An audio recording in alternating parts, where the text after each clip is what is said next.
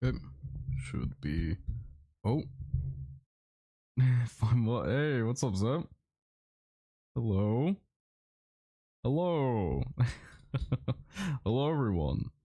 Bit of a late stream today. I know. I know. Not like me. Um, but that's because I had to set this one up. Yeah, it's been a while, by the way. I haven't been doing my best lately, in case any of you were wondering where I am. Kind of mentally a bit, bleh. Uh, but I decided that I would come here today to oh wait, my sound isn't on. Oh wait, what? Subscribe with Prime. Yo, thanks, sir. Subscribe with Prime. Thank you. Um, but today we're going to be doing a little top 10 top 10 ranking, so I hope you enjoy that. It's nice that you show up, by the way, Zep. Thanks for coming. I've been noticing you've been playing a lot of Mario a lot, actually. Mario RPG, and also Genshin. I actually have hardly played, like, any Genshin. Didn't realize it was bad to me. It's alright, Zep, it's alright. But yeah, it's good to see you, man.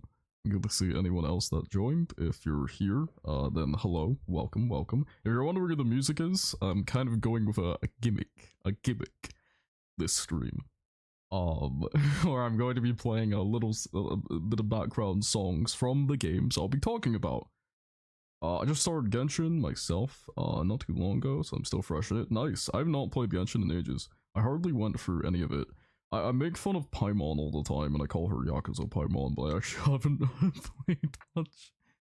But yes, I do hope that you look forward to this little ranking of ours where I will be going over my 10 favorite and my 10 least favorite games of the year.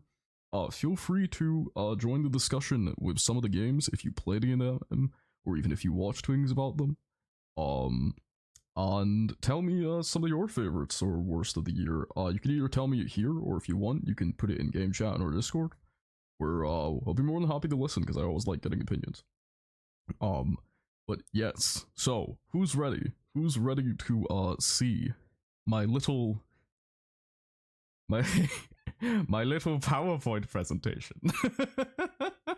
And like I said, if you're wondering where the music is, we will get music in a bit. I'm just doing a bit of a gimmick here, where we're gonna be playing about with a couple of things. But we will do that. We will do that, and all that type of stuff. PowerPoint, yes, PowerPoint hell. It's been a while since we had a PowerPoint. Last time I did a PowerPoint thing was on my debut, actually. That was, it's been a while. So yes, now a couple of things to establish before going in. I'm only going to be talking about games I have personally played this year.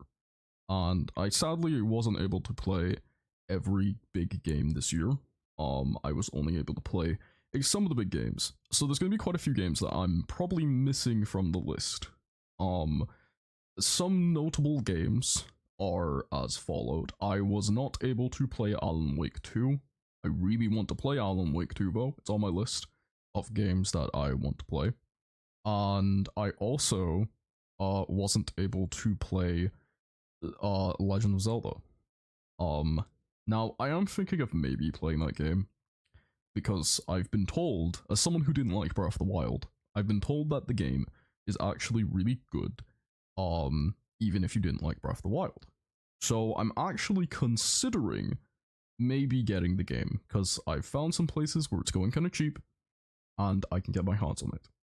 So, yeah.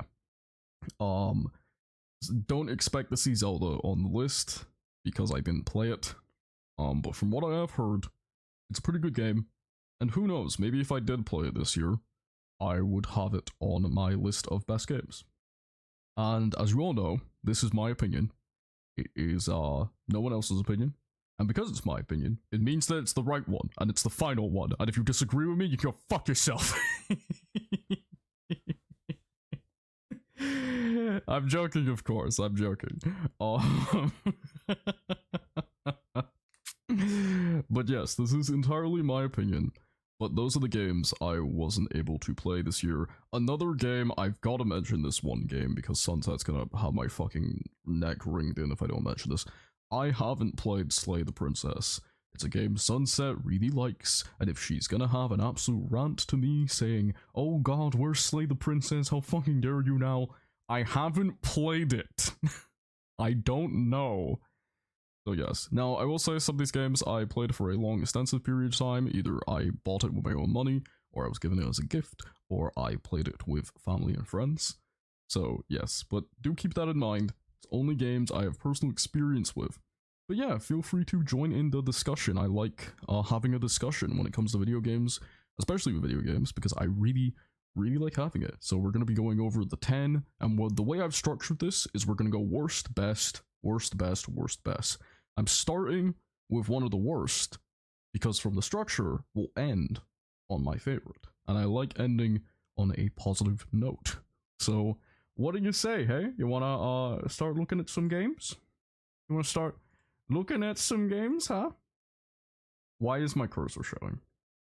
God fucking damn it, why is my cursor showing? Let me just move that. let me just move that a little bit. Okay, so I'm actually going to get some of the music now.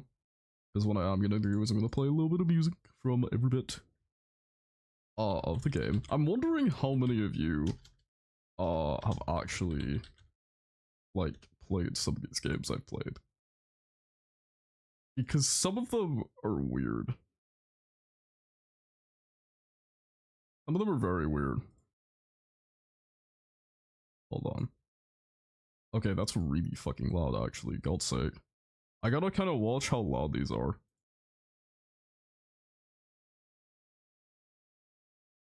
Gonna make sure that they're okay. Because this gimmick can either go really well or really poorly.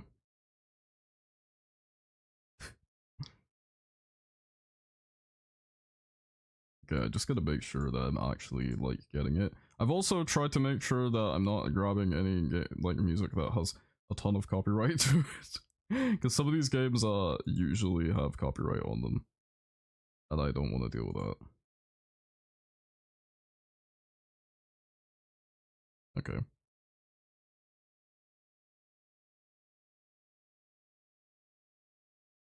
Okay, right. I got a song from our first game, which I'll be playing in the background. Let me know if you guys can hear it. Here we go. 1, 2, 3. You hear it alright? Welcome to our first game. So this is my number 10, the worst game that I've played this year. And my number 10 is one that kind of disappointed me a lot. And that is Wanted Dead.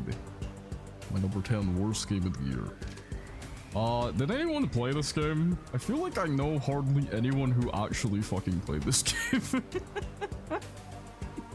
I feel like I'm one of the few people who played this game. And it's kind of a shame because from everything I saw of it, it looked really good. I was actually really excited to play this game. But it turned out to be really bad. And I mean, like, painfully bad. I've seen some people say that this is the worst game of the year. I personally disagree. But it's not good. It's like, it's really shit. It's like really bad and poorly put together. So you can see some of my points I've made when I talk about this game. The main thing about this game is that it's clearly trying to be funny. It's clearly trying to be a very comedic game. A game that is high energy and, you know, higher fun and all that type of stuff. But what it ends up doing is it kind of ends up falling like flat in its ass. And it's a bit of a shame, honestly. Because, like I mentioned, I was quite looking forward to this game. It's really cringy though. Most of the dialogue, characters, voice acting, it's all off, and not in a good way. It's incredibly painfully off. And I think that's the game trying to be comical, but it's just not working, like, at all. It just doesn't come together. Like, it feels more cringy than it does feel comical, you know? And that's one of the things I note here. For everything, you know, every good idea in this game, there seems to be something really holding it back. And one of the biggest things about that is the combat. The combat feels very shallow and clunky, and it just felt weird to play. Like, it just felt really fucking weird to play. I didn't like it. And I think the biggest thing that this game was trying to achieve, from what I could tell, was it felt like it was trying to be like Yakuza, but it didn't understand what made those games great. And by that I mean, if any of you have ever played Yakuza, you know that Yakuza is an action game with over-the-top characters and stupid moments and karaoke and everything. And it has a heavy focus on combat. And I couldn't help but feel like this game was trying to achieve that. It even has a karaoke moment in it, like Yakuza. But I feel like it doesn't really understand the core of what made Yakuza fun to begin with, and what makes people drawn to that franchise, and why people are so connected to that franchise. And it's really sad, because I feel like there is an essence of a good idea in there, but it just doesn't pull it off. And that's why I was really disappointed in this game above all else. Above all else, I was just really fucking disappointed in this game, and it really, really upset me that that was the case. Because like I said, from what I saw, I thought this game was going to be fun. I liked the setting, I liked the characters, how they looked, I liked how it looked like it was going to be goofy, it looked like it was going to be funny. But in the end, it just feels like kind of a mishmash of ideas that doesn't quite come together.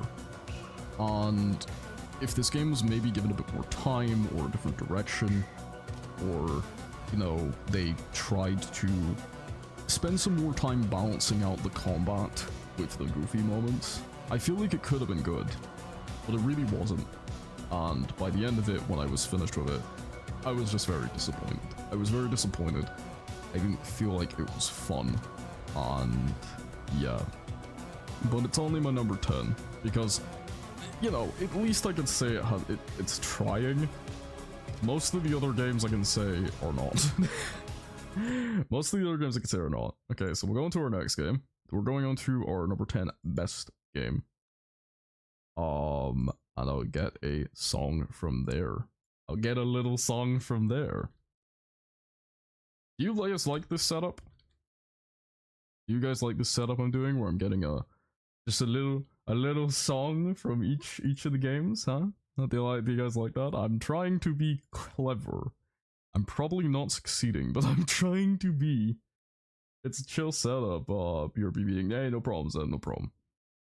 But yeah. Alright, so let's get another track. Get another track. For my number 10 best game. My number 10 best game is probably gonna make people laugh. It kind of highlights that I didn't really play many of the new games this year. I'm missing Zelda, and yet I have this shit on my list. Like, it's just kind of funny. I need to quickly find it though. I need to quickly find one of the tracks. I was going to maybe like try and get my tracks beforehand, but that's not how it worked. Not how it worked out. Ah yes, this will do. This will do. I'm wondering how many people can recognize the game I'm going to be speaking about from the music. Alright. So, my number 10 best game of the year is none other than The Murder of Sonic the Hedgehog. This is a weird one, huh? This is definitely a weird one. So, The Murder of Sonic the Hedgehog, from what you don't know, was a light novel game released.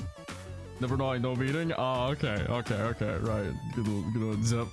The Murder of Sonic the Hedgehog was a light novel Sonic game that was released on April 1st. We streamed it, actually. It was one of the earliest streams I did, when I was still small now. And we played the whole thing. And it was just so fun. It was so sweet. It was so fun. That's what I'm saying. It's a pretty short game, only about, I think it took us about like 4 hours to beat it. Which at the time was my longest stream, currently beaten by Baldur's Gate 3 casual stream. But it's just a super sweet experience. You know, it was easily the most fun light novel game released in recent memory. There haven't been many light novel games that have actually like grabbed me in the same way this game did. But the main thing about it, it's just charming. It's just such a charming fucking game, and it's so well written, and it made me smile like the whole time.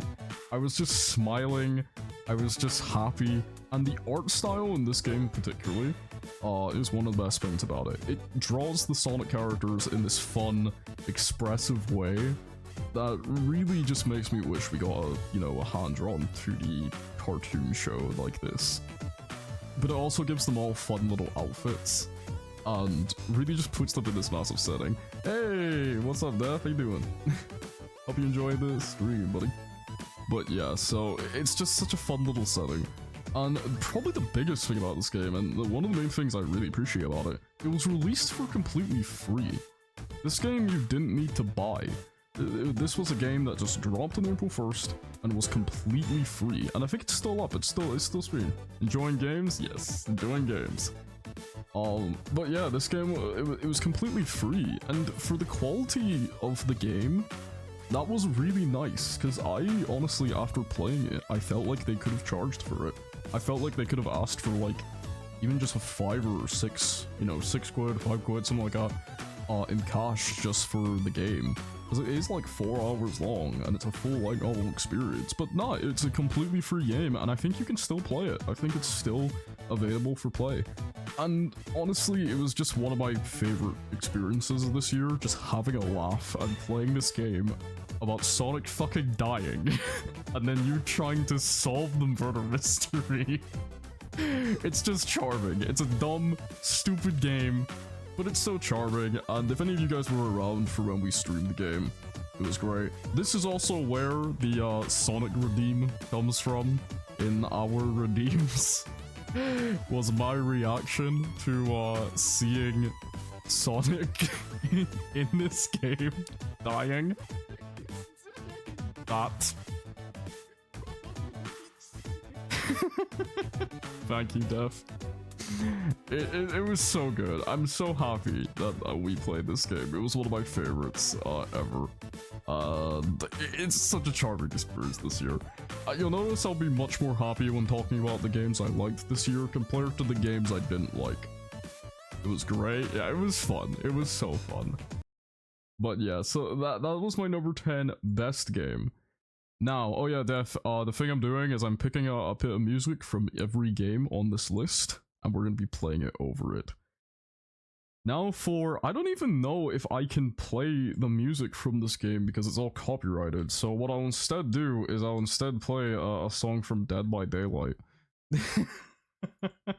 Because I think all of the next game, I think all of the music is copyrighted to like the movie it's based off of.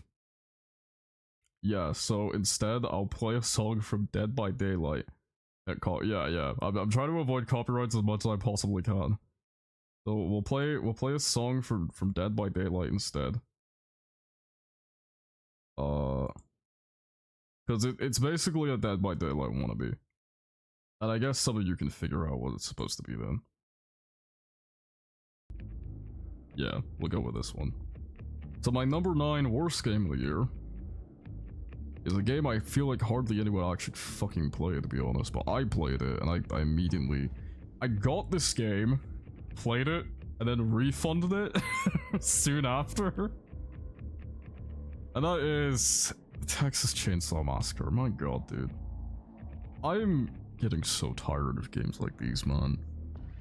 To put it simple, this game is just fucking boring. It was just so boring.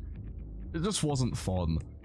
And above all else, it feels like it's trying to jump on the Dead by Daylight formula, but not in a good way. So the gimmick of this game is that it's Dead by Daylight. You have survivors who are running from a killer, but there are 3 killers this time, and they're all the Texas Chainsaw characters. Ooh, ain't that cool? And it's just so tiring. Look, like, I actually like Dead by Daylight. It's a pretty fun game. I'm shit at it. I'm not good at it, but I enjoy it. But I'm getting tired of this constant formula of, hey, let's release a game based on a horror movie, and it's you running away from the slasher. One of you is the slasher. I'm just getting tired. I'm getting tired. You have The Evil Dead did this, Friday the 13th did it. I'm sure there's some other fucking game as well that did this too, and it just completely bored with tears on me. And now Texas Chainsaw's doing it. But what felt even more boring is that this feels like it has no reason to exist. Because Leatherface, aka Bubba, the most iconic character in Chainsaw Massacre, is in Dead by Daylight. He is a playable character in Dead by Daylight. You can play as Leatherface in Dead by Daylight. So, why? What's the point in getting this game if instead you can buy Dead by Daylight, a much better game, if I'm being completely honest. And if you really want to play as Bubba, just get him in Dead by Daylight. And then there you go. You're getting a better game with the exact same fucking character. So it's like, why? What was the point in this game? What was the point in releasing it? And before anyone's like, oh, but Dead by Daylight doesn't have the other family members, do you give a shit?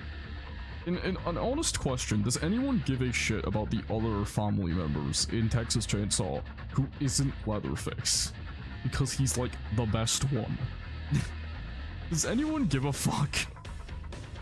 It was just boiling. It was just boring. It's boring, and like I said here, it feels like a pointless cash grab based on a well-established brand, which I can honestly say for most of these games that are kind of like copying the Dead by Daylight formula.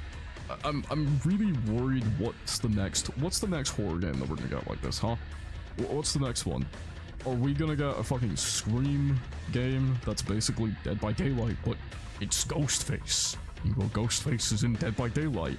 Or, hey, Nightmare on Elm Street's Dead by Daylight, but it's Freddy, although Freddy's in Dead by Daylight. I'm just bored of it, man. I'm just bored of it. I feel like a survival-esque horror game based on Texas Chainsaw sounded cool, but no, it's just Dead by Daylight again. And it doesn't even feel like it's improving the formula. It doesn't...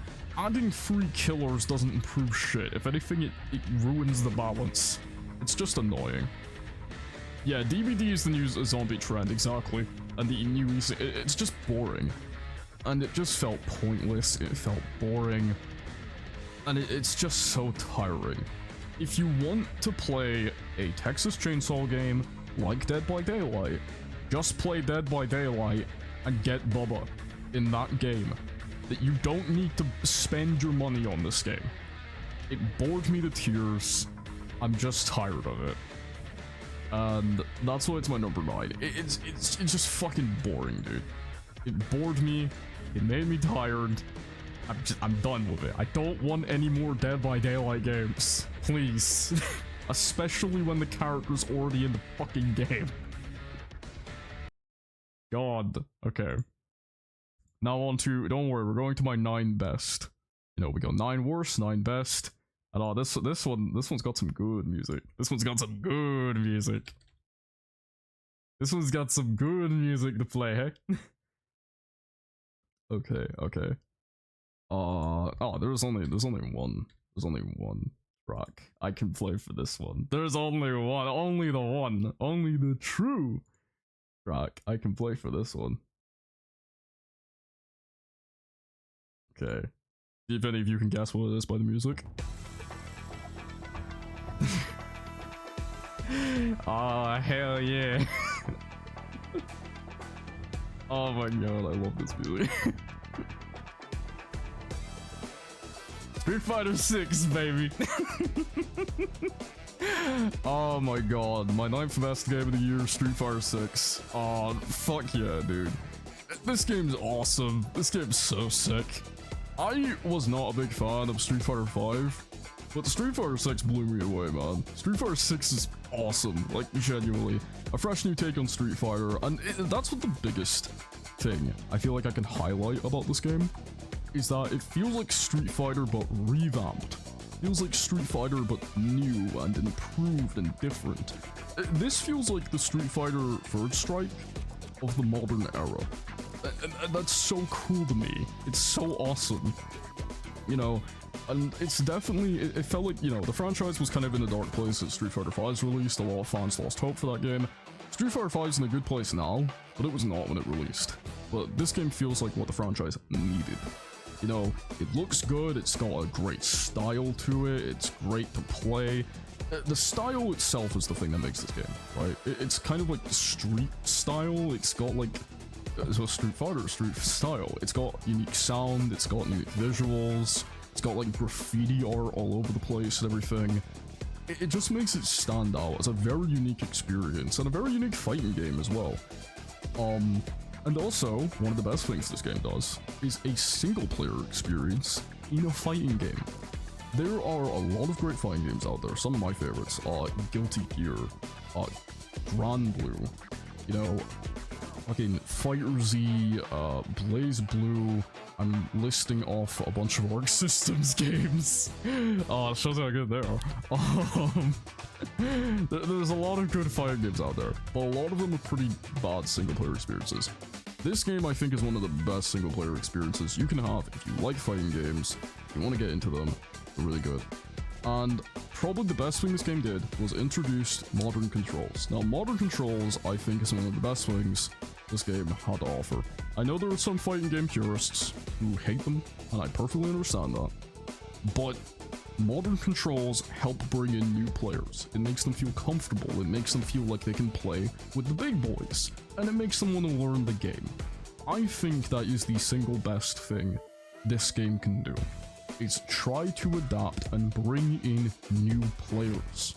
Because your games don't survive if you're not bringing in new players. And Modern Controls did that. And that was really impressive, and I was very happy that they chose to do that. So yeah, Street Fighter 6, massive achievement, super good game. If you haven't played it yet, please play it, it's fucking awesome. If you're looking for a fighting game to get into, that isn't too complicated thanks to the modern control scheme, and has a good single player experience, I'd heavily recommend Street Fighter 6. It was a really fantastic release for the year.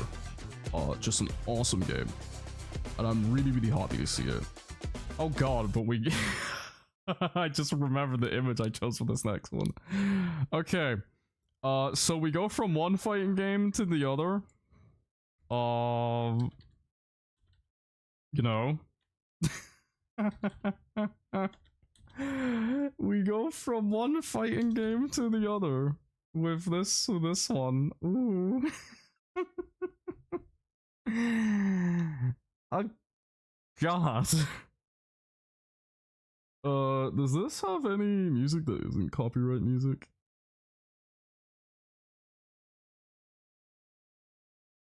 I'm trying to like find it. Oh Jesus, yeah, we go from one fighting game to the next. With this next one. And how painful it is. With everything. That definitely is 100% not available for use. I'm almost at the tip. Okay. So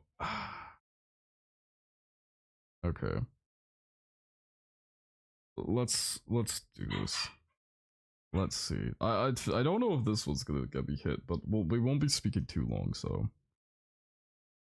Okay. From one fighting game to the next, with Mortal Kombat 1 on the Nintendo Switch. What the fuck happened to this game? What happened? Mortal Kombat 1 is a really good game. It's an awesome game. What happened with the Switch port? What is this? This game, sorry, it hits different. It fucking hits different, okay? It's laughably poor. It is hilariously poor quality. It really shouldn't have happened. Mortal Kombat 11 had a disastrous Switch port. A really bad Switch port. I don't know why they even attempted to continue with Mortal Kombat 1. It was a fucking disaster, okay? Why would you do this? The graphics, I want to clarify, graphics don't make a game. But look at this image and tell me if graphics make the game. It lags nearly all the time, has a ton of input lag, a ton of delays, it's fucking terrible, which is something you never want in your fighting game. It has the longest load times I've experienced of Jump Force. I think it actually has longer load times than Jump Force. It's just a terrible port. It's an awful port. An awful, awful experience. And it's a shame too, because Mortal Kombat 1 is a really good game. If you haven't played Mortal Kombat 1, I wouldn't recommend it nearly as much as Street Fighter 6, or even Grand Blue Fantasy vs. Rising. But it's a great game, and if you love Mortal Kombat, it's easily one of the best Mortal Kombats we've had in a while. Really fun, really enjoyable, great online experience, just really good stuff. Great characters, great gameplay. But this, I wouldn't touch this with a 10-foot pole. Mortal Kombat 1 on the Nintendo Switch is one of the single most laughable ports of a game I've ever fucking seen. It's so bad, it made it alone on the list. Usually, I wouldn't do this. I wasn't gonna even put this game here, because Mortal Kombat 1 is a good game. But the Switch port is just that fucking bad. It's that bad. And that just tells you everything you need to know, okay? This game hits different. It feels wrong. It's just not good. It's terrible. Please, for the love of God, if you're gonna play Mortal Kombat 1, play it on anything that isn't the Switch. Because it's just not good. But we go from our 8th worst to our 8th best. It's not a port this time. I'm not gonna pull a switch on you and be like, oh, but the Switch version's on the worst, but the actual games are the best. No, I'm not doing that to you. I'm not doing that to you. As we move on to the next game. And this is one that I am very happy to have here, because it's such a good game.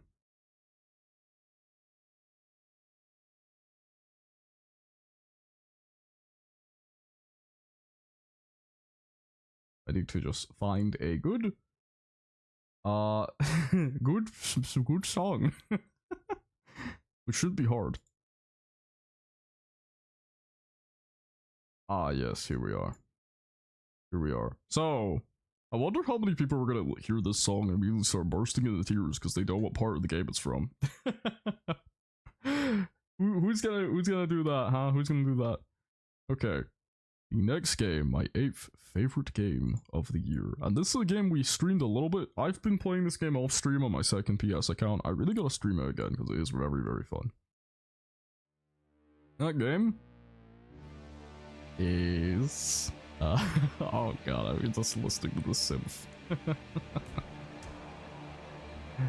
God damn, that synth. Okay, let's move on.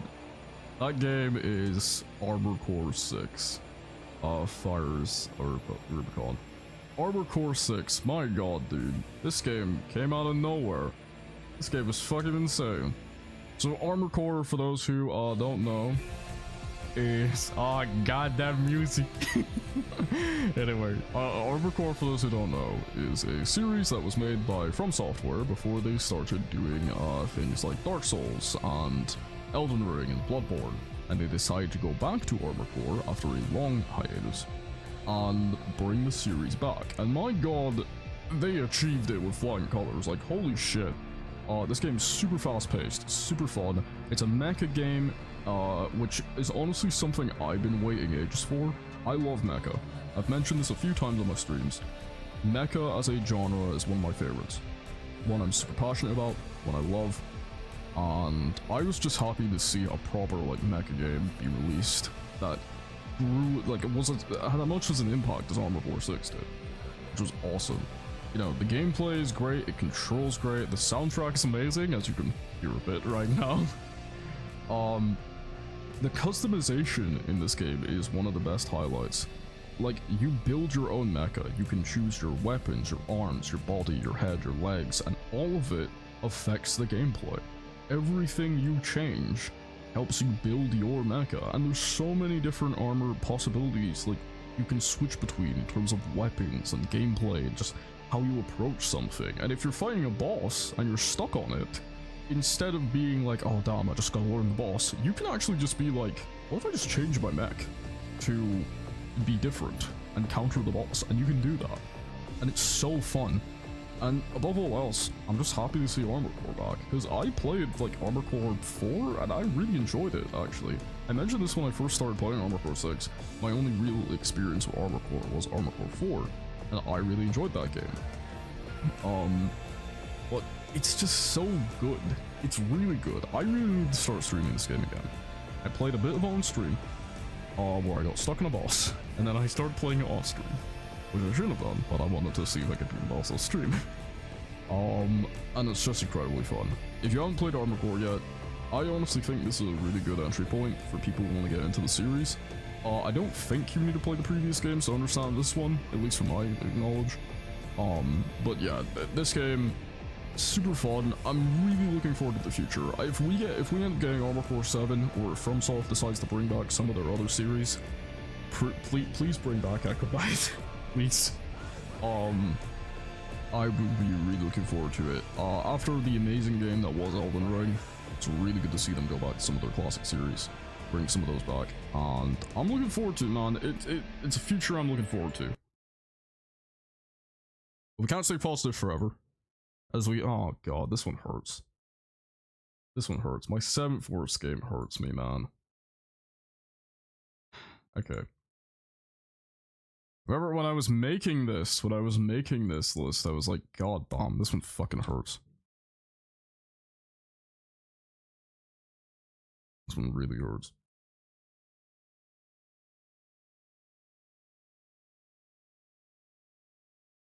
At least the soundtrack's good. We can take pride in that. Okay, my 7th worst game of the year is one I'm so disappointed of here. Even more than Wanted Dead. This is probably one of my biggest disappointments. This may just be my biggest disappointment of the year. And that game is fucking Payday 3. Where do I start with Payday 3, man? I just like it hurts putting this here. Especially if you know me quite well, you know I love Payday. I think Payday is great. The first Payday the Heist I played is really good, and then Payday 2 is one of my favorite games to just sit down and play. Payday 2 was the game I streamed together with Hanu for stream, and that was really fun. Then Payday 3 was coming out, and I was optimistic about it. I was pretty happy about it. It looked pretty fun, looked pretty good, hoping that it has a long life to it. But holy shit, what happened? What happened? Like, seriously, Payday, who hurt you? First off, game is plagued with bugs, absolutely plagued with. It completely ruins parts of the game, and one of the biggest things it ruins is the gunplay. One of the biggest bugs I kept running into while playing this game was the delaying of shots. When I shot a guy, he wouldn't actually react and take damage until like 50 or so seconds after he actually got shot. And that's ridiculous, you know. But probably one of the biggest crimes this game did, or one of the biggest heists you could say, is it invited reviewers to play an early build of the game, with the promises that they would fix the issues, but they did not. There's a lot of YouTube reviewers, some of them I'm quite a fan of, who got to play an early build of this game, and then they were told to speak about the early build. And everyone made videos being very positive, being like, yeah, the game's really fun, pretty good, but everyone also seemed to have the same idea that the game was kind of buggy in places, but it will get fixed. We've been told it's gonna get fixed. It didn't get fixed. It just didn't. Those builds that the players played, that was the final version of the game. It was basically the final version of the game, never got fixed. And of course you have the disastrous launch. The servers made the game completely unplayable. Completely. That was, it was sad. Yeah, it was sad. Like, the launch of the game was awful. I experienced the launch of this game. I was gonna stream this game. I decided against it. When I say players were spending close to an hour just waiting for a game, only to get kicked by one bug or a server failure, that was me. I played and waited in the server for about a fucking hour. When I finally got into a game, I ended up, the game crashed. It was gone. we had a bug or something and it was just gone. And that's when I was like, okay, this is just bad. This is a case of like, I hate to put this game on this list because I love Payday. I think Payday 1's a great game. I think Payday 2 is an awesome game. This is disappointing. I do have hope. I have hope this game will get fixed in the future. You know, Payday, they seem to be really devoted to the game. Payday 2 had a little bit of a rough start. It wasn't as rough as this, but it was a bit rough. But look where it is now. So there is hope for the future of this game. I will say that. But for the meantime, Payday 3, you let me down, you disappointed me. It hurts to put Payday 3 on this list, man. I was really excited, I had high hopes. And it just hurts.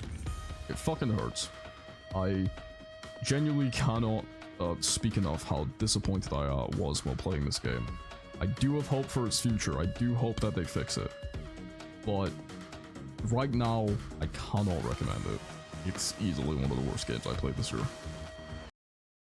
But hey, you know, going from that sad talk, we're going to a game that is a bit divisive, from what I can tell. You've probably recognized the OST. From what I can tell, this game's very divisive. Like, really divisive. But I personally loved it. And I'm actually thinking of maybe streaming it at some point. Because it was that fun to me. But I gotta quickly find a bit of a song. God, where do I even start with this? Where do I even start? This game's soundtrack is amazing. Okay. My 7th best game of the year goes to one of the most insane games I played all year, and the main reason I bought a PS5. That being Final Fantasy 16. God, this game's fun, man. I love it. I know a lot of people who don't like this game. But I personally thought it was fucking awesome. I'm thinking of streaming this game. I'm a little bit debating if I should, just because I love Final Fantasy that much, but I'm admittedly not very good at the games. It's so fun. It mixed hack and slash gameplay with a bit of the RPG mechanics of the Final Fantasy games, which made the combat feel so entertaining. The combat was so good. You know, the story feels a lot more character driven. It feels like this is like the evolution of what Final Fantasy 15 was trying to be. Final Fantasy 15, you focus on a small group of characters and a wider scale of things. This feels like the extension of that. It feels like you're focusing on a very small group of people, and these are stories about these people. And I personally really like that. You know, it's a different feeling. It's a different type of like overall build compared to some of the other Final Fantasy games, which yes, have very character-driven moments, but doesn't feel nearly as character-driven as what this game was. The setting's amazing. I love that we went back to classic fantasy. I don't mind the sci-fi stuff. I would actually be happy if we still got sci-fi stuff in Final Fantasy. But going back to that old school, you know, swords and magic and shit, that was just so fun to me. And of course, the single best soundtrack to be released this year. I fully agree with that. You're hearing it right now. I mean, fuck's sake, come on. It won the award for the best soundtrack of the year. I can see why. It was so fucking good. I have listened to this soundtrack more than I have played the game. Every piece of music, every piece of just everything elevates it. It's a massive, incredible experience. Waiting for PC to release to make an opinion. Hope that runs well for you, man. I'm hoping it goes good for you. But yeah, this whole game was such an awesome experience, and that music, the reason why it's so high is the music. I'm hearing it again right now, and my stomach is twisting. I'm like, ooh. I'm getting those feelings. Final Fantasy 16, incredible fucking game, dude. Awesome game. Super happy to play it. And it's a game that I just loved. I loved it so much. I understand there are a lot of people out there who are kind of mixed in this game, don't really enjoy it. That's perfectly fine. I understand that. But to me, this was everything I hoped for it to be. This was the main reason I bought a PS5, because I saw this game was going to be PS5 exclusive for a while, so I bought it on the PS5. And I love it. I love it so much. If you haven't played this game and you're a Final Fantasy fan, totally would recommend it. Totally would recommend it. I know it's a little mixed for some people, like I said, but holy shit, I love it so much. And now we're going to my 6th worst. Now I'm gonna be honest, my 6th worst is going to be controversial, to say the least. And I know because a lot of people love this game, but I fucking hate it. I really don't like it. I think it's kind of shit, to be honest. I think the game is kind of boring. And we're going to now, I guess one thing I do have to clarify is there was a massive thing when this game got released based on a controversy of someone getting angry at a game setting. My opinions of this game has nothing to do with that. I think that controversy was really fucking dumb. And the person who did it was a fucking man-child. So just to make that clear before anyone throws anything at me, that is not the reason why I hate this game. My reasons are very different, and I will explain them. So my 6th worst game of the year is fucking Starfield. I don't like this game. I did not like this game. Now, I want to clarify, I actually like a decent portion of Bethesda games. Mostly out of nostalgia. I like Skyrim, I like Fallout. Fallout 4 is a bit of a messy game, but I actually still kind of enjoy it. I think like Fallout New Vegas is great, just like what everyone says. It's fucking awesome. But Starfield feels so out of date. Honestly, it feels like I said, Bethesda's lack of willing to get with the times. It feels outdated. Starfield feels like a game that would have been amazing in 2013, but not in current year. It feels old, it feels outdated, and not in a good way. It doesn't feel like a retro game that's like, you know, making a callback to the times of old and reminding you what games used to be. It doesn't feel like that. The UI is atrocious. Some of the worst UI I've ever seen in a game. You know? And there were claims that the game only starts to get good after 12 hours of gameplay. My guy, the game should be good after 1 hour. The game should be good after, like, 10 minutes. Not 12 hours! Mass Effect released in 2012 Star. Yeah. Actually, yeah, I agree with that. I agree with that. Mass Effect 3 released in 2012. Starfield would still feel outdated by then. I actually fucking agree with that. I take back my 2014 claim. You know, it just feels outdated. And it feels out of touch. It feels out of touch with the times of what we come to expect from modern games. Even from open worlds. Do you guys remember when open world games used to be like the hot shit?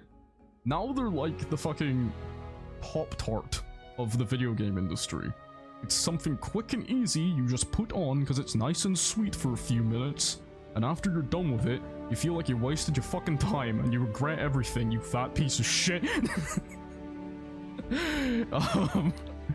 That's what this game feels like to me. It just feels outdated and boring. And I don't care if you're like, oh, but the game's so big. The game, it's so big, but at what cost? At what cost? The stories are not that good. The stories are not that interesting. And every time it's just go to this waypoint, go to this waypoint, go to that, go to this. And every story feels so contained, it doesn't feel like you're actually in a fucking universe. Exactly, there's no adventure. No surprise, no novelty. And the action's boring. It feels like a game that's just extremely outdated. And I'm tired. I like Skyrim, but most of that's of nostalgia. This feels like Skyrim again. And you look, I know we loved Skyrim. I know we do love Skyrim. But it's time to move on from Skyrim. It's time to move on.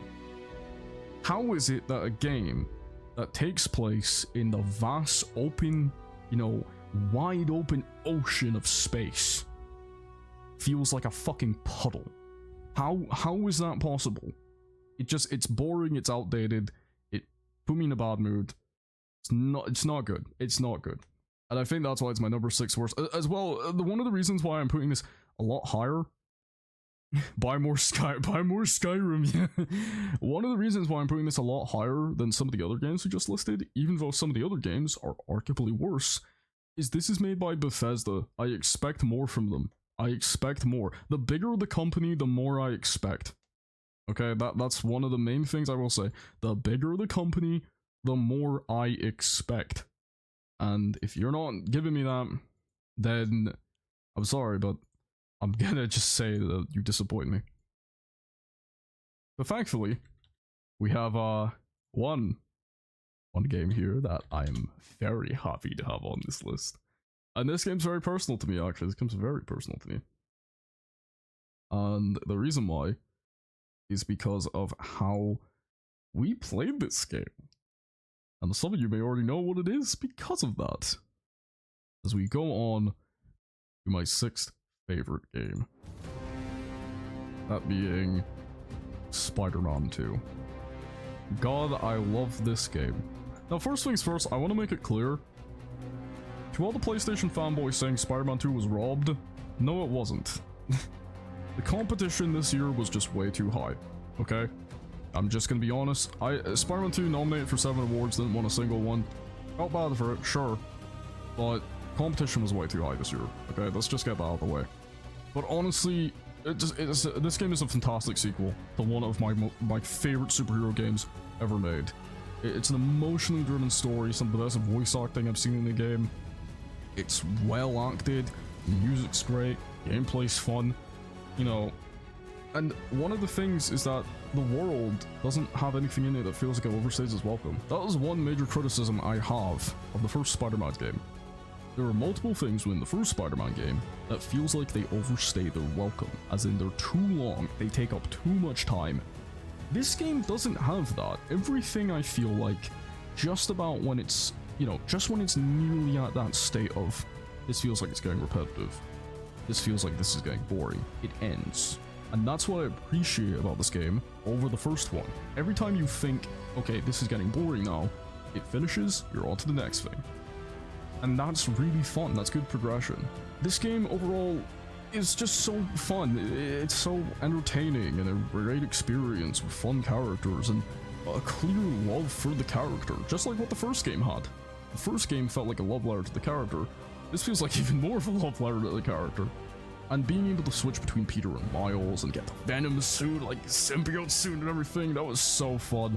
Kraven moments, I was ecstatic. And, you know, although this game didn't win anything in Game Awards, it does win my award for the game I had the most fun streaming this year. By far. This was the game I by far had the most fun streaming this year. I was so happy to stream this game. It's awesome, and you know, for all the people saying that, oh, it should have won stuff, it should have gotten more recognition, I think if Spider-Man 2 was released like last year or something, it would have gotten more recognition, maybe. But this year the competition was really high, okay? Let's be honest. The competition this year was just so fucking high.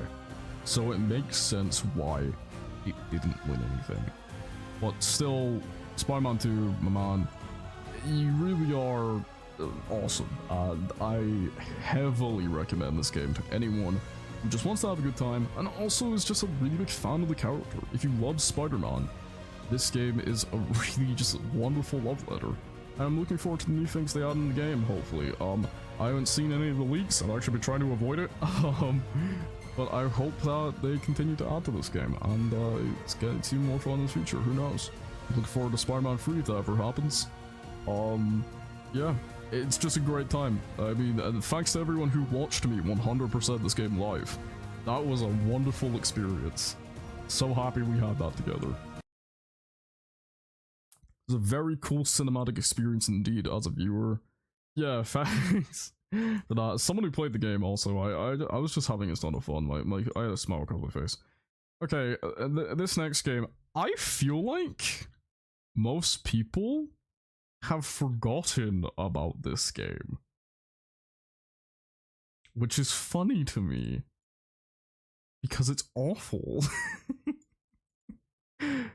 This game was terrible. This game is another game. I didn't buy this game, actually. I was given this game as a borrow from someone I know after they got it.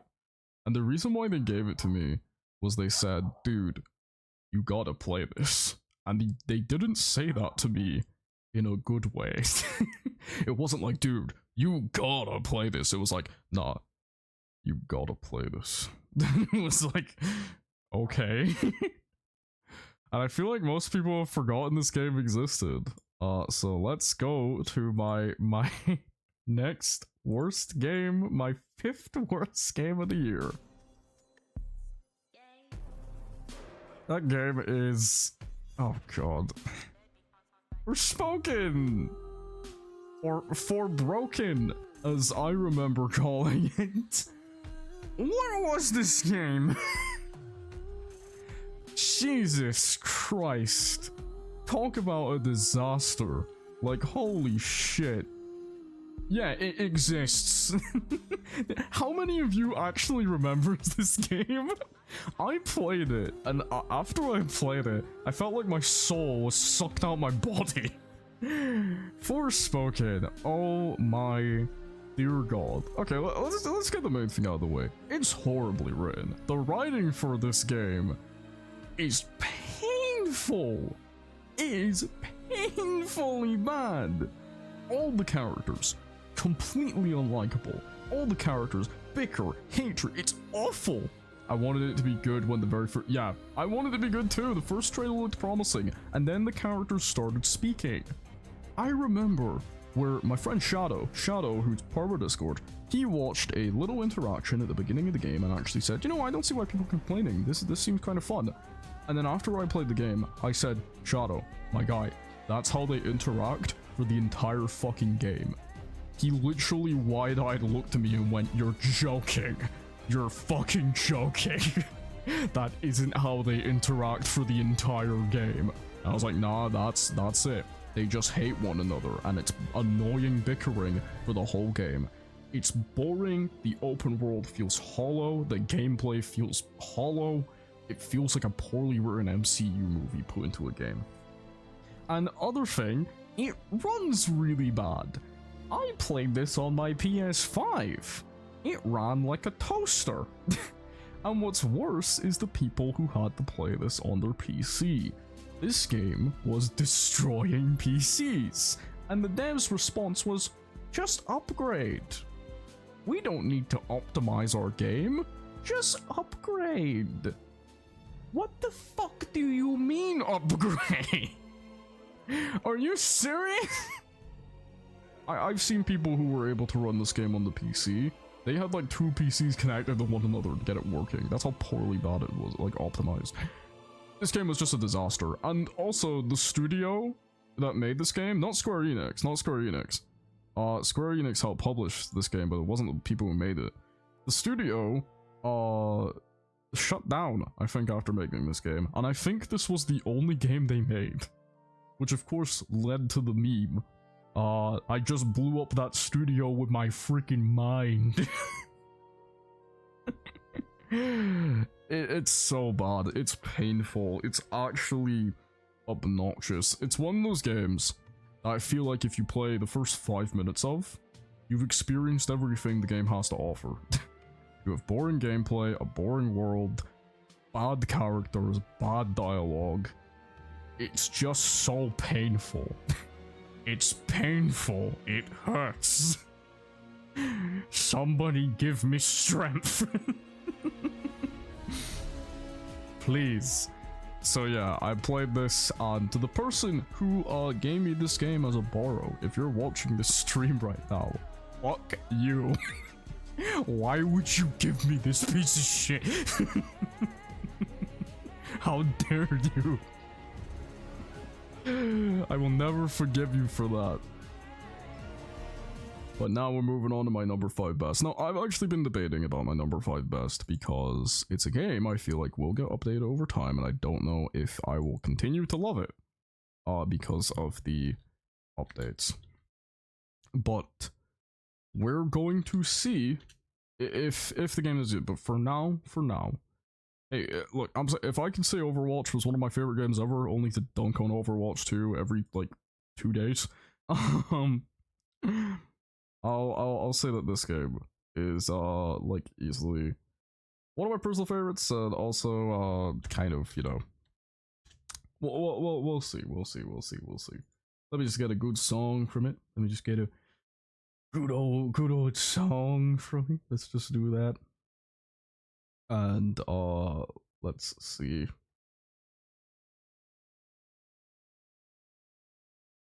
Ah, yes, here we go. I feel like this is the one I like most because I like relaxing shit. A lot of you, I feel like, are gonna recognize this one because most of my viewers, from what I can tell, have played this game.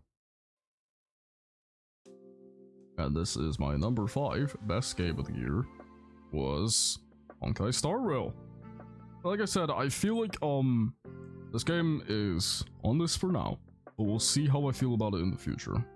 So Honkai was a game that blew up, made by the people who made Genshin. Now, like I said, I haven't played much of Genshin, but I did play a decent amount of this game, and I still play it. I don't play it as much as what I used to, I will completely say that, but from what I play, I always have a good time. You know, it's a fun, free-to-play experience, and the best thing about being a free-to-play game, it actually doesn't feel like it's trying to bleed me on my money. That's one thing I don't like about most free-to-play games, is that they feel like they're trying to bleed you of your cash. I don't feel that with Honkai. I feel like I can just enjoy the game without needing to spend anything, and I haven't spent anything. I mean, it's better if you do spend to get the exclusive characters, but you don't need them. And they do eventually come back in places. Star Rail is ridiculous good single-player RPG. Yeah, it's just good. It's just a good single-player RPG. It's got fun characters with great designs. I love the designs. Like, the protagonists and everything. Kafka is one of my favorite characters. I think she's awesome with, like, the purple sword and this shit. Fucking great. Oh, God. I just felt acid reflex there. What the fuck? It's like, Jesus. I'm talking too much. I need a drink of water. Hold up. I'm talking too much. My body's saying, what are you doing?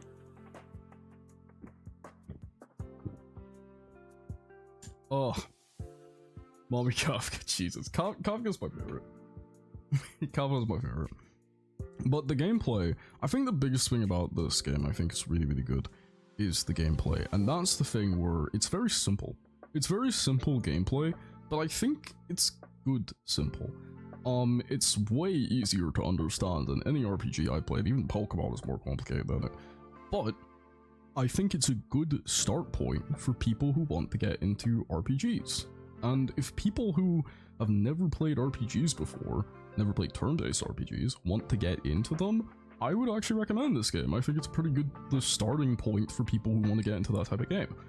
And overall, it's just been a really fun experience. It's also been really fun talking about this game with friends and like people who also play it. And I think that was one of the main reasons why I have it so high, is it had that social feel to it where I was speaking with people about it. But I will say that because it's a free-to-play game and it's updating, you know, I'll see how it holds up in the future, because Genshin apparently had a pretty bad reputation for not updating what it needed to update, in terms of from what I know. So I'll see how this game holds up in my estimates in the future. But for now, I had a really good experience with Honkai. It was nice, it was good to play, it felt really fun, and I've still occasionally jumped in and played it. I've not played it nearly as much as what I used to, I'll be completely honest. I'm very far behind. I haven't partaked in like any of the after Kafka, I haven't partook in like any of the character spins, like slot figs, because I just haven't really cared, to be honest. But every time I do play this game, I'm enjoying myself. I'm having a good time, I'm having a fun time, and like I said, it has that social community part to it that I got to be a part of, and I really enjoyed that. So who knows, you know, maybe I'll play some more of it in the future and have some fun. Maybe I'll be able to stream it now, because I've heard it's more optimized for that now, thank fuck. But yeah, it's a really good experience. I would totally recommend it. I think it's great for people who want to get into RPGs. If this is your gateway into roleplay, like RPG games, you know, I salutes to you, my friend. Hope you have a good time. But I'm done being positive. It's time to go back to the negative. with another game that I feel like people have kind of forgotten about, which is funny, because this was the talk of the town when it came out. This was like the fucking the biggest stinker of the year. And it was really funny. Like incredibly funny. It's just so bad. I'm actually struggling to find a good piece from the soundtrack for it.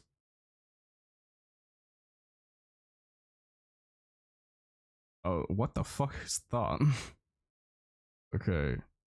Well, I remember when this game came out, dude, and it was,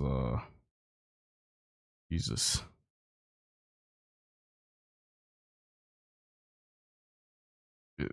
Okay. This is a 1 minute track. Okay. Well, my fourth worst game of the year goes to Redfall. Sweet Jesus. What happened? I feel like I'm asking what happened a lot, but holy shit, do y'all remember Redfall? You, exactly. Do y'all remember Redfall? This game was broken. This game was buggy. Horrible AI. Horrible gameplay. Guns that feel horrible. You know, vampires are not even fun to kill. And here's my biggest gripe. It's made by a studio that's known for quality.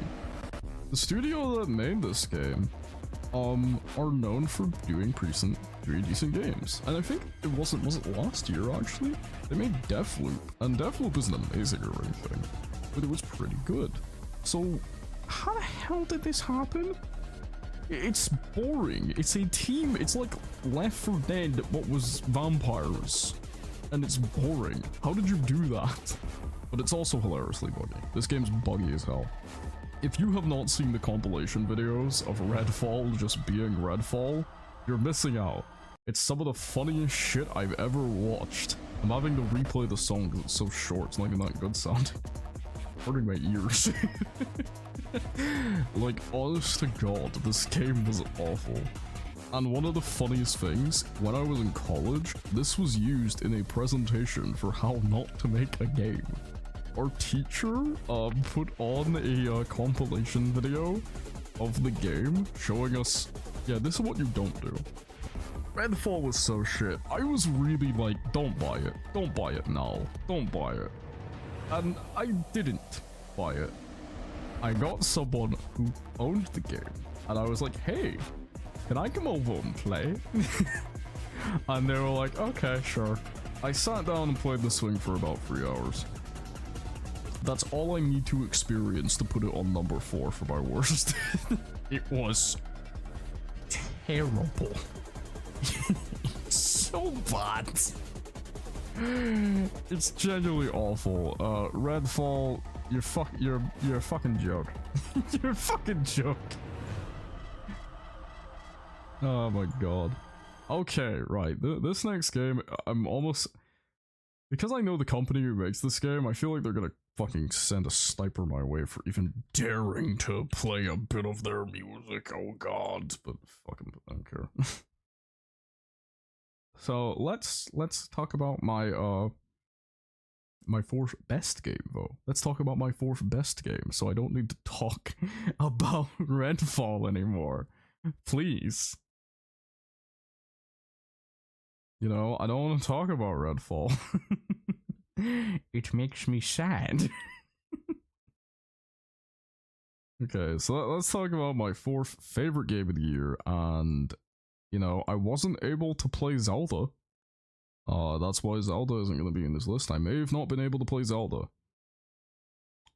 But, you know what I did play instead? I played Pikmin 4. And I gotta say, this is one of the best Nintendo games I have ever played. This is genuinely one of the best Nintendo games I have ever played. Nice? Yeah. I'm not even exaggerating. I like a good Nintendo game here and there. but I've never put a lot of them in my favorite games ever. I put Zelda Twilight Princess as one of my favorite games ever. Fire Emblem Engage, not Engage, Free Houses as one of my favorite games ever. I do like Engage in though. But this is genuinely one of my favorite Nintendo games I ever played. I played Alyssa a little bit off stream when I was in a really, like, bad place. And it just made me feel so happy, dude. Like, one of the reasons why I think I put this game so high is because of that. I played this game when I was in a really bad place. And it just made me fucking happy. It was so nice to play. You know, I waited for this game for ages. It was the main reason I bought a Switch, was to get Pikmin 4. And I had to wait and wait and wait. But it's so good. It looks stunning, plays even better. It's packed to the brim with stuff to do, things to explore. You know, the gameplay is addictive, the soundtrack is fucking great. And more importantly, is a lot of the time in this game, I find myself doing things just because I want to do it. I just want to see what happens if I do it. You know? It's not like, oh, it's the optimal strategy. I'm just doing it because I want to, because I want to have fun. And like I said, I was just happy playing this game. This game just made me happy. I was really relaxed, I was happy, and I kind of want to stream it. I felt a little bit guilty not streaming me playing it. Because I was planning to, but I didn't. But, you know, I was just in a, like I said, man, it's a personal experience.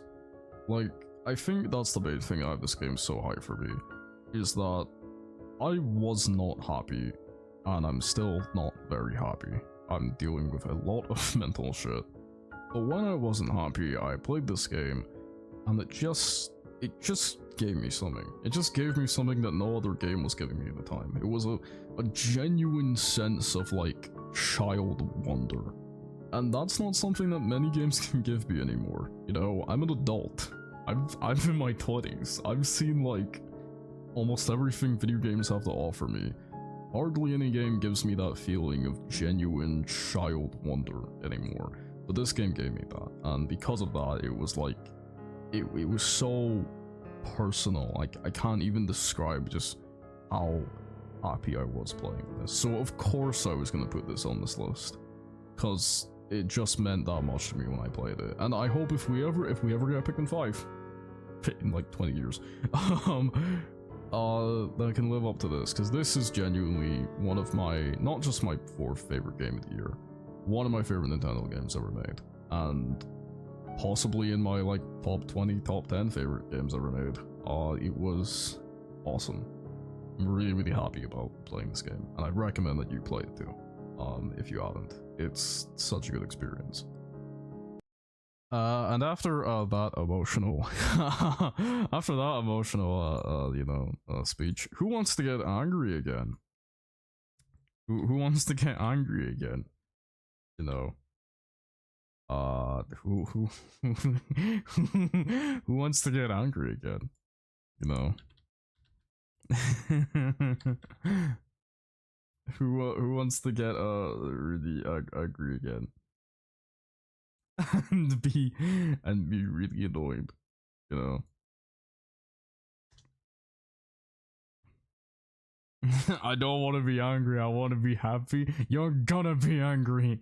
You're gonna be angry. Because next up is a game that my that my brother got. My brother got this game, and he wouldn't stop telling me how shit it is for ages, and I was eventually like, okay.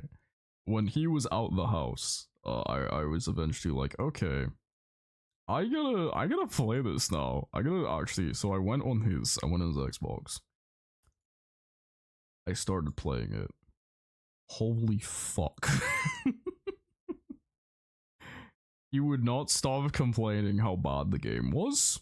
And I understand that, as my 3rd worst game of the year goes to none other than Modern Warfare 3. Oh my god. Now, here's one thing I want to clarify.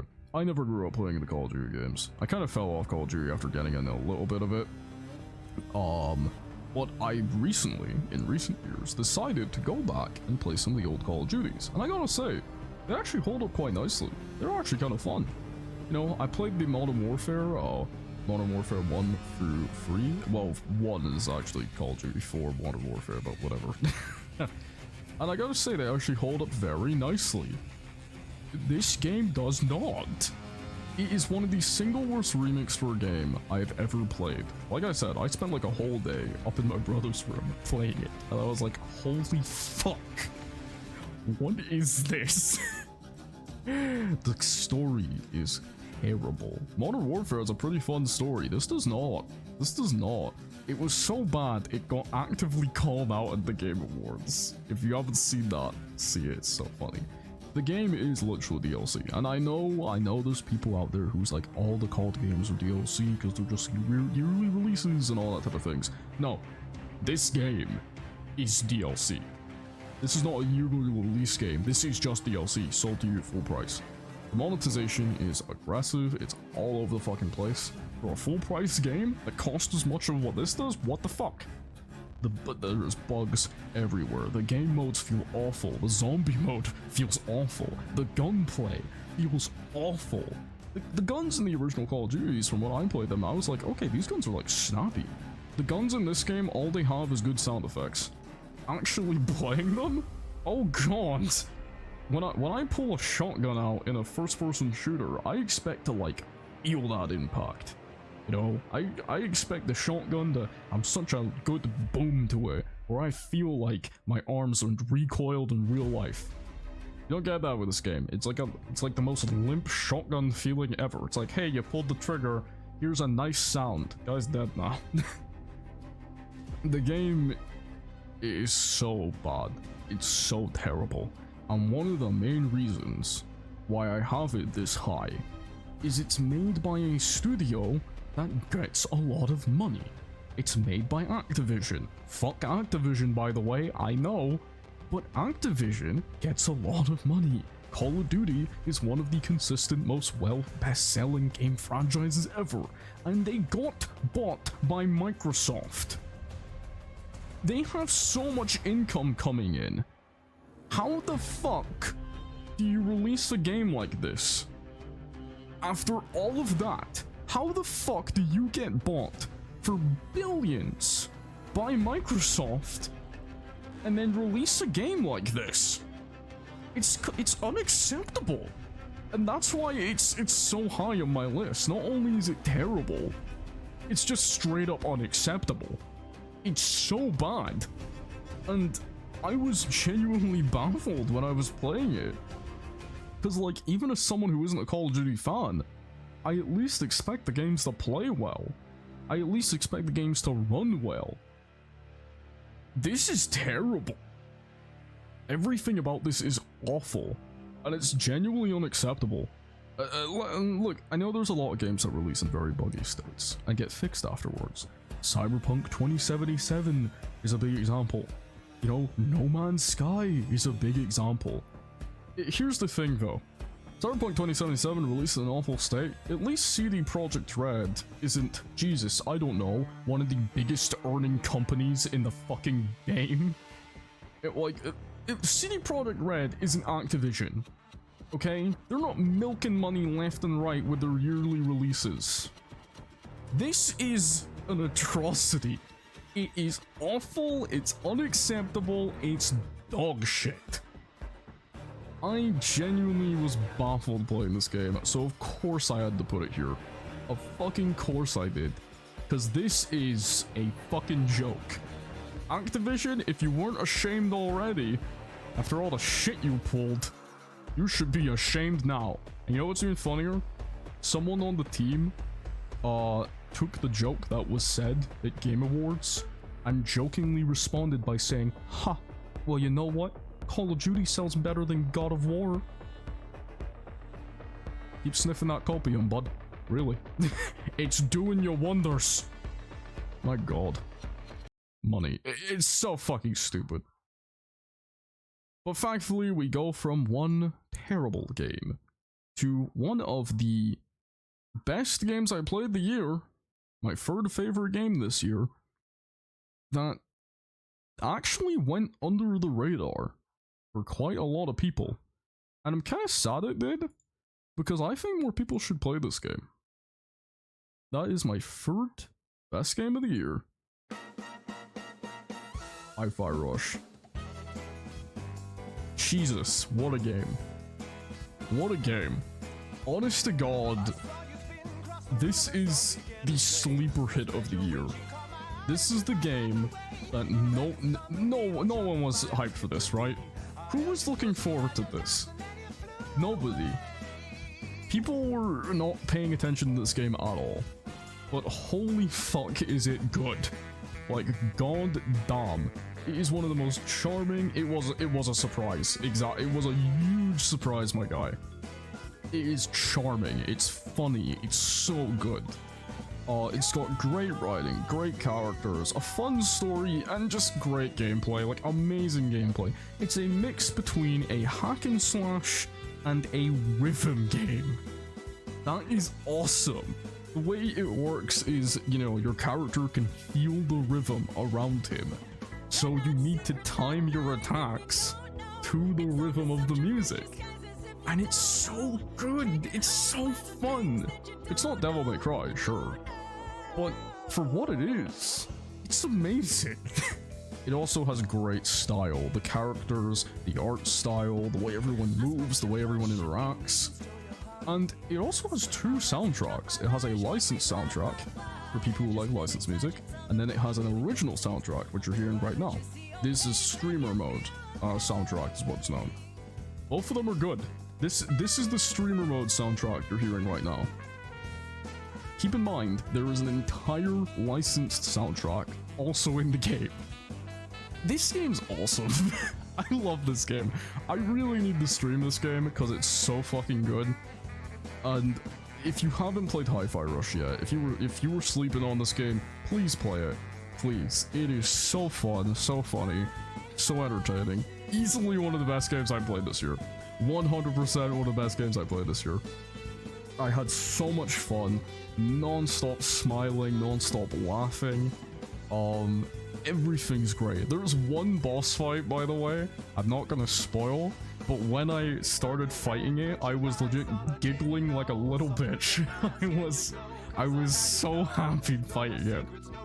Please play this game. It's awesome.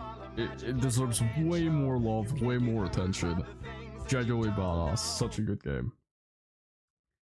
Okay, so we're in the final. We're in the final two. The two best and the two worst. We're about to go to the second worst.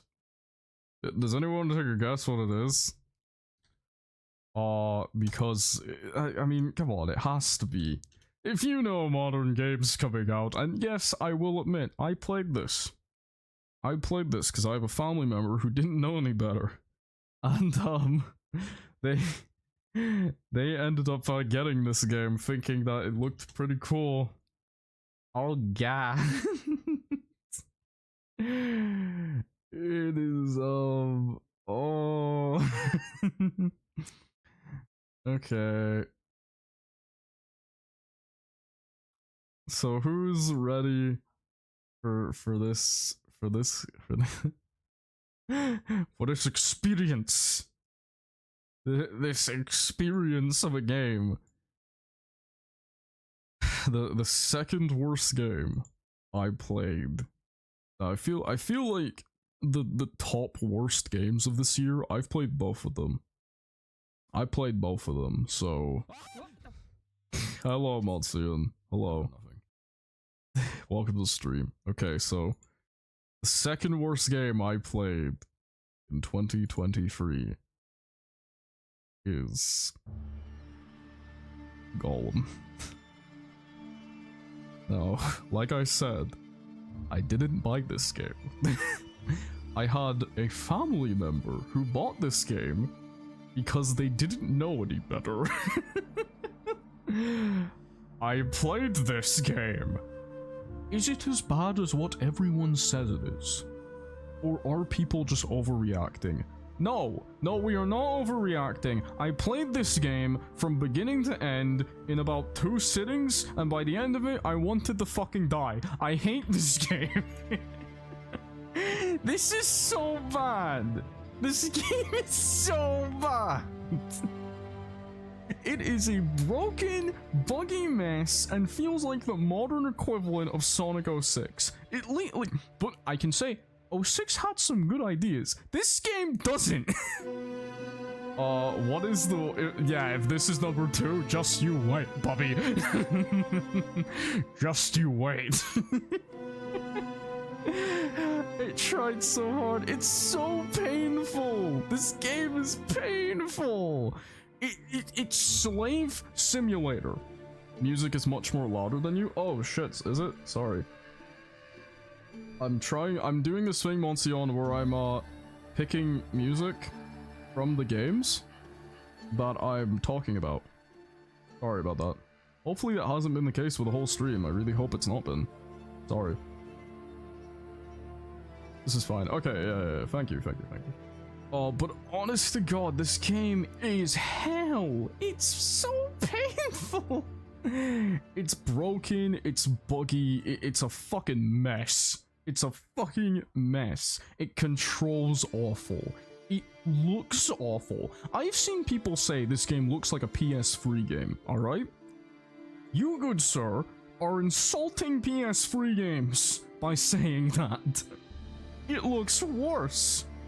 It's so bad, it's almost funny, and it's one of the worst things. The devs released an apology? If you don't know, recently there has been pretty good evidence to hint that the apology was written by an AI.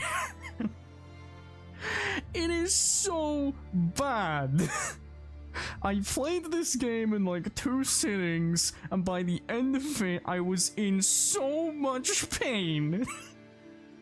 It is so bad. I'm honest to God, don't, you know.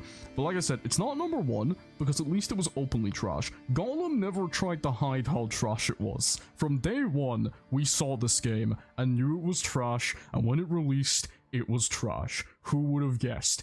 At least I can say that. More mango juice to not die of cringe. I'll at least say that, and when we get to the number 1 worst game I played this year, you'll see why. You'll see why it's the number 1 worst game I played this year. But holy fuck, this game is bad. But that's the number 2 worst game I played. Now I will admit, the number 2 best game I played this year is so biased. It's so biased, okay? I will be the first to say that it's bias. And, you know, maybe if I played Zelda, it would have been my number 2, but it wasn't. It's very biased what my number 2 is. So, please do not put your swords and pitchforks all over the place. But my number 2 favorite game I played this year. God, who's gonna recognize it from the music?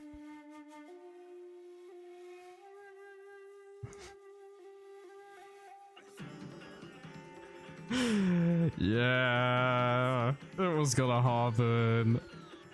Like a Dragon Ishi.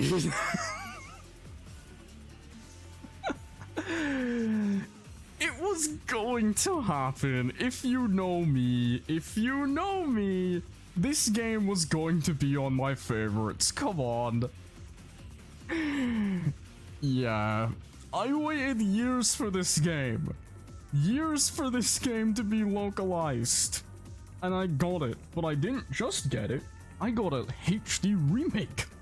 And it's so fucking good. It is easily the best Yakuza game to have the style switching mechanic, which is in both Kiwami and Zero. The soundtrack is amazing. It would have been my favorite soundtrack if not for Final Fantasy 16. It's one of the best stories in the whole fucking franchise. And literally every moment I'm standing up and jumping. Usually when I play games, I'm sitting down. I rarely stand up. Never played Yakuza. Monsion, you need to fix that right fucking now. Right now. Go get yourself a Yakuza game. Play Yakuza. You need to you need to fix that. You need to fix that. Get yourself Yakuza 0. Get yourself Yakuza 0 right fucking now. Play it. Play Yakuza 0. Play it. It's the introduction. Play it. I see only one end of Yakuza. You need to play it. Play Yakuza. Play it right fucking now. It's like the best. Look, okay. Yakuza is my favorite franchise ever made. So, no matter what, a Yakuza game really has to fuck up. Exactly. Good.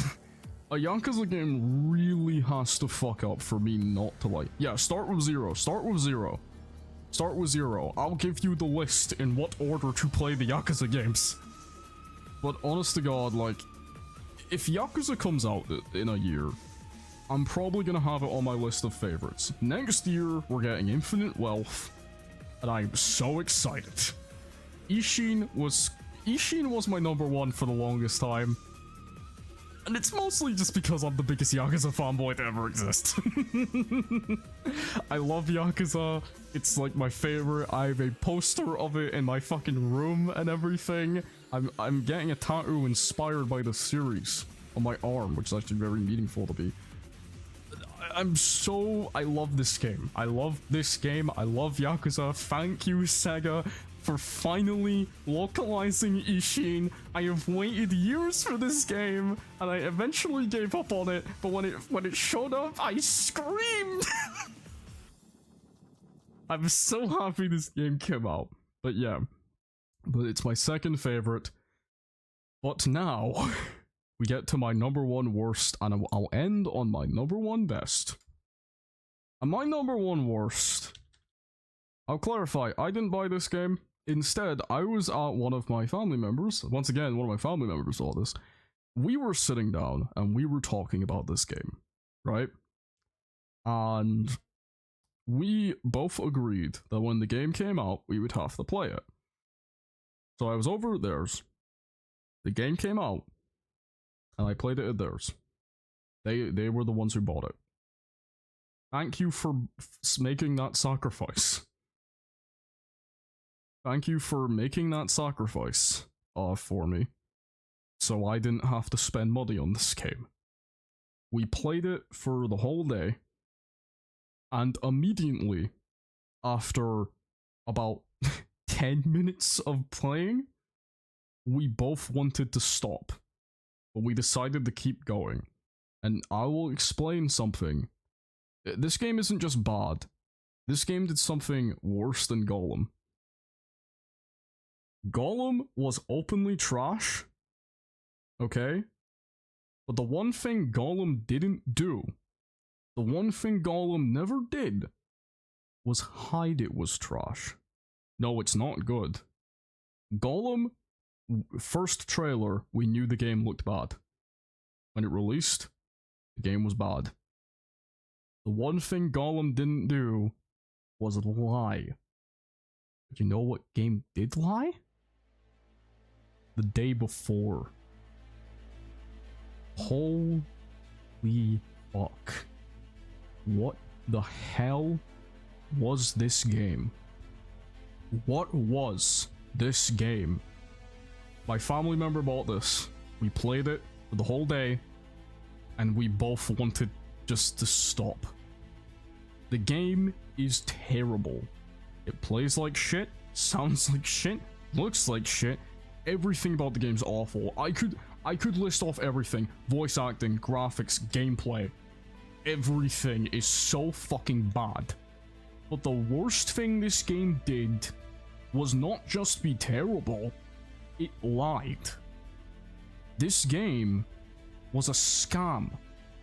For those who don't know, it was advertised over and over as something it wasn't. It was given trailers and gameplay trailers and all of that wasn't true to what the final product was. all the fucking time. They didn't even trademark the name until close to release. This game lied. This game was a scam.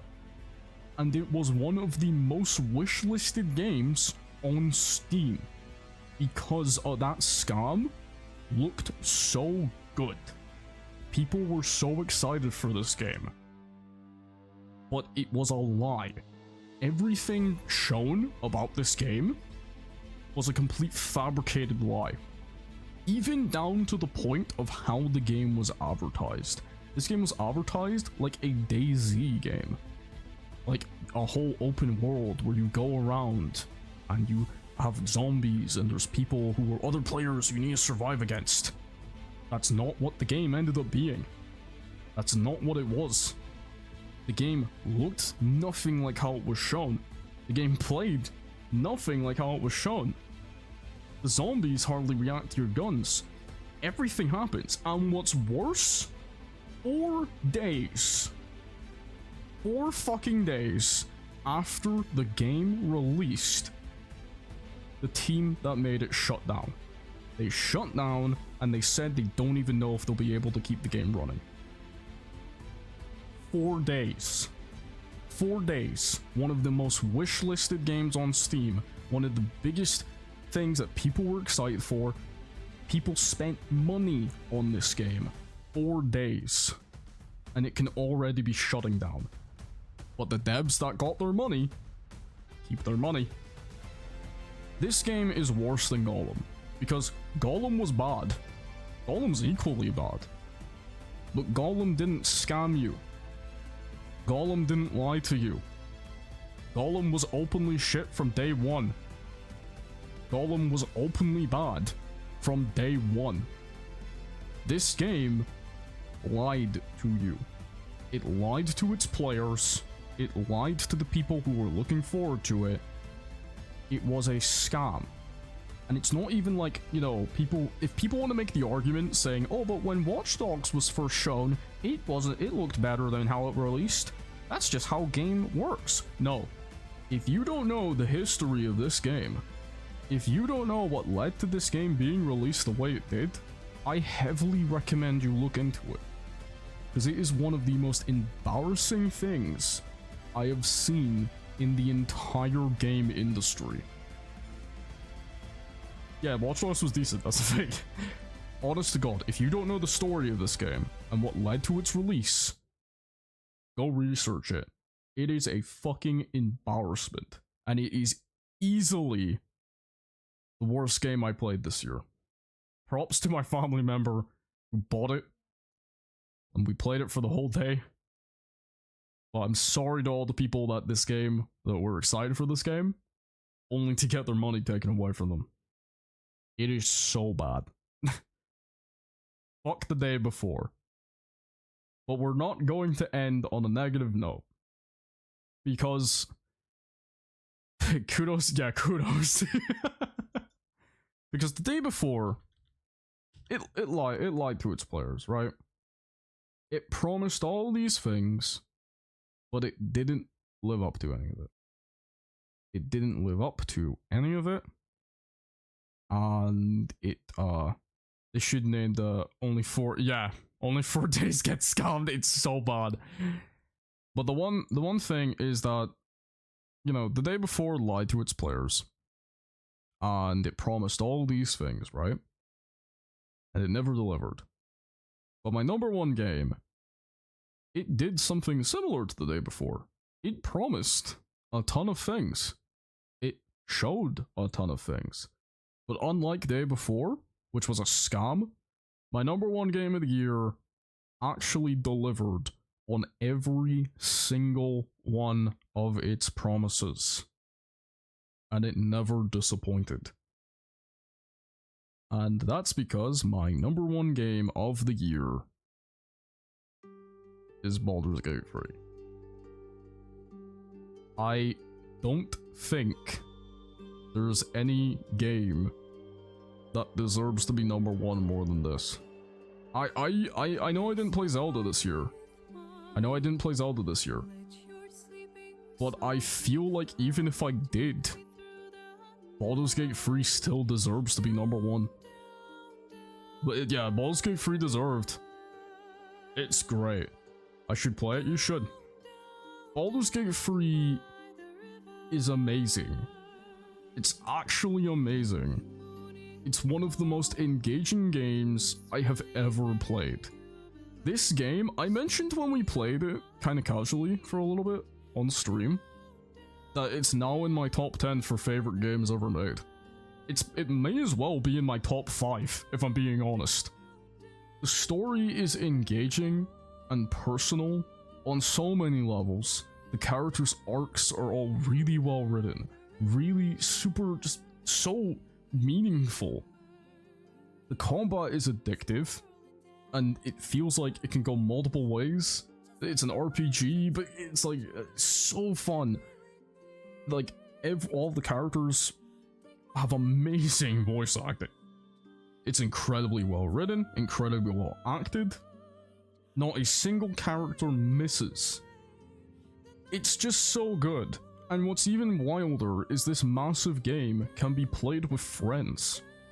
Up to 4 fucking friends can play this next to like 100+ hour game together. From beginning to end. And that's insane. You know? And it's one of the only games where your decisions actually fucking matter. Your decisions can affect parts of the story. Parts of characters' stories. If you do something in Act 1 of the game, something completely different can happen to you in Act 3, depending on how you did that. Or even Act 2. There are multiple outcomes and different ways that you can interact with the game. Multiple ways the game can interact with you. Based on what race you chose, what class you chose. There's even special interactions for subclasses. I was playing the game recently, and fucking I got an interacting option based on my subclass. That's insane. And there's so many different ways that can happen. I've played, I'm on my 4th playthrough of this game. I still feel like I have not even scratched the surface for how much to experience and how many things can be different. And what's crazier is they're still updating the game. They're still updating it. They're adding more to it. They added like what, like 3,000+ new bits of dialogue in the recent update? And they added an entire new epilogue ending. They didn't even need to do that, and they did it for free. They added whole new things to the game. This game is already massive. And they added more to it without asking you for a single penny more. It is a massive achievement. It is an insane achievement. How many years? Just, yeah. Legit. This game is, it doesn't just, honest to God, it doesn't just feel like a great game. It's a fucking achievement. This is one of those games that I feel like people years from now will still be talking about. You know how, like, there are some games that get released that to this day, we're still talking about them. We're still talking about Nier Automata, right? We're still doing that. Sunset, hey Sunset, what's up? On a stretch, thank you. Thank you. Yeah, but we're still talking about Nier Automata, right? We're still talking about fucking Banjo and Kazooie. We're still talking about Breath of the Wild, even though I don't like Breath of the Wild, but still, we're still talking about these games because of how much of an impact they had on the industry. I feel like 10 years from now, 20 years from now, we will still be talking about Baldur's Gate 3 and how much of an insane achievement it was. It is. And I genuinely do not think there is a single game that came out this year that deserves to be number 1. Doing some cleaning, so was lurking. Hey, nice. How long you been here, Sunset? Did you see the full top 10? I should play it. Yeah, I should. Yeah, you should. You should play it, Malseum. Play Yakuza and play Baldur's Gate. But honest to God, I don't think there's any game I could have on number 1 other than Baldur's Gate. And like I said, look, I have not played Zelda. That's why Zelda isn't on this list. I have not played it. I will play it. I'll play it. I didn't like Breath of the Wild, but with how many people keep recommending Zelda to me, I'll play it. I will play it. But even if Zelda is as good as what people were saying it to be, I don't think it's as big as an achievement as what Baldur's Gate 3 is. And that goes for all the other games that came out this year. Because this was a good year for most games. Sure, we had a lot of bad ones. I showed you the bad ones. But we had some amazing games this year. And Baldur's Gate 3 stands head over shoulders with all that. It's an amazing game, an amazing experience. If you have not played Baldur's Gate 3, there is not a single game on this list I could recommend more to you than Baldur's Gate 3. And one of those games is a fucking Yakuza game, which is my favorite franchise ever made. And even then, I would still recommend you play Baldur's Gate 3 more than I would recommend you play the Yakuza game. That's how amazing this game is. And for the people who made this game, for everyone involved, not just congratulations for succeeding, but thank you for making such an amazing fucking game. And genuinely giving players so much from this. It is an achievement and a half. So yeah, those are my top 10 best and worst games. If anyone needs a reminder on what those games were, I'll go all the way back to the beginning so you can see. For anyone who wasn't here, my number 10 worst was Wanted Dead. My number 10 best was The Murder of Sonic the Hedgehog. Number 9 worst was Texas Chainsaw Massacre. Number 9 best, Street Fighter 6. Number 8 worst was the Mortal Kombat 11 Switch port. God, I love that image. My number 8 best was Armored Core 6. My number 7 worst was Payday 3. My number 7 best was Final Fantasy 16. My number 6 worst was Starfield.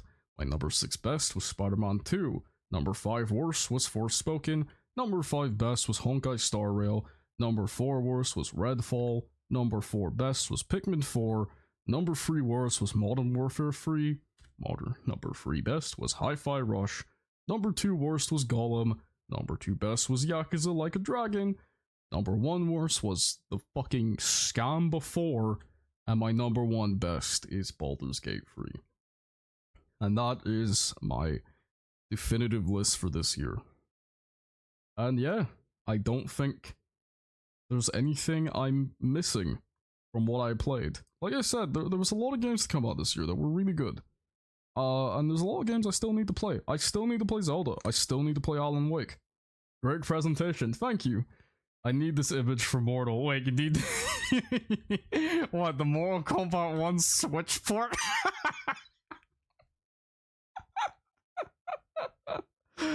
Oh god. Yeah, but thank you guys for watching, honestly. I still do need to play some games, well. Like I said, I do need to play Zelda. I really do need to give that game a shot, even though I didn't like Breath of the Wild. I think it's only fair. It's just perfect, god. Yeah. I still need to play Alan Wake 2. I still need to play Slay the Princess. I still need to play a lot of games that came out this year that were considered great. But out of all the games I played for 2023, this was the best of my list. And I'll say one thing, I know there's a lot of people who spoke really poorly about a lot of the games that came out this year. But yeah, a lot of good games this year. I will openly say, when I was making this list, it was harder to find games that I didn't like compared to the games I liked. Because I couldn't stop thinking of all the games I liked, and that's the sign of a pretty good gaming year for me. If it's easier for me to pick out my favorites than it is to pick out the ones I didn't like because there weren't that many that came to mind, then yeah, I think that's a pretty good year. And with that, I think I will end stream. I know it's probably not that long. How long have we been streaming? Let me do an uptime.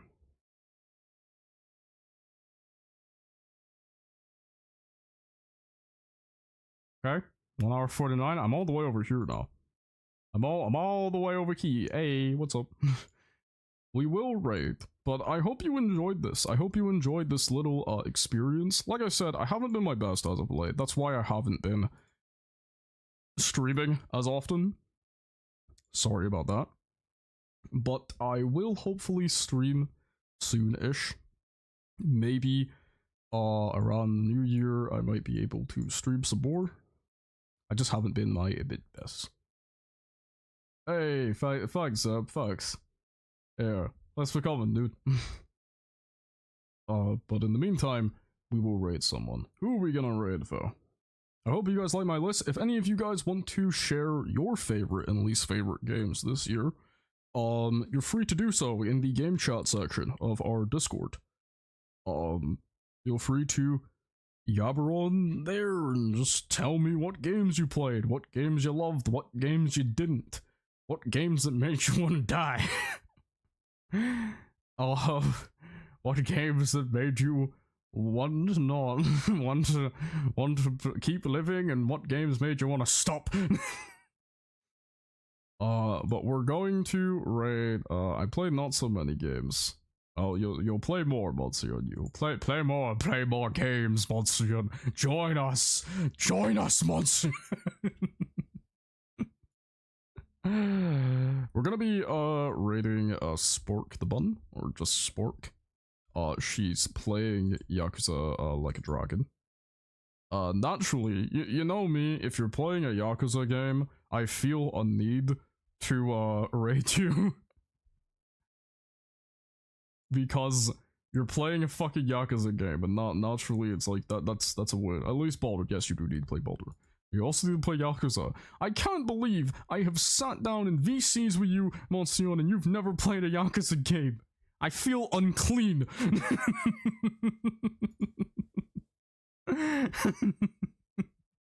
Oh god. Anyway. Yeah, we're gonna be playing Sport the One, who's playing Yakuza Like a Dragon, one of the best Yakuza games in my opinion. Feel free to give her plenty of bonks from me. Give her all the bonks. I'll be on my Discord. I'm currently working on another story in Agents of Chaos, which I hope you guys enjoy. I know I haven't made a new story for that in a while, but I'm hoping to. There's my raid message for people who want to copy it in for the raid. But yeah, hopefully in the future I will do some I won't be on raid to not spoil, by the way. Oh, yeah. Should read Chaos. Yeah, you should read it. Thank you. Please. Oh, because it's fun. But yes, thank you all for coming though. I hope that you have a good time. I'll see you guys in the Discord, and once I'm feeling a bit more like my usual self, a bit more perky, you know, who knows, I will do some more consistent streaming. But in the meantime, guys, thanks for coming, thanks for enjoying my presentation, and I will see all of you in the future. In the meantime though, yeah, bye from me.